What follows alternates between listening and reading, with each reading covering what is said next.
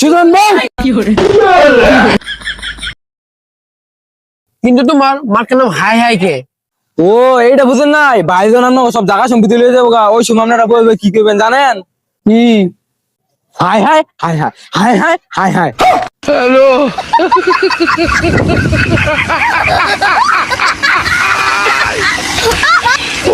না মানে খতমের বাচ্চা আয় আমার লগে। খতমের বাচ্চা তোর না কইছি হাসা কথা কবি না। এ ভাই ভুলে কই এলাইছি, আর হইব না। আচ্ছা ঠিক আছে, আর যেন ভুল না হয়, দে মিছিল দে। এমবি ওয়ালা ভাই জানা শান্তি থাকবে না আপনাকে মনে হয়।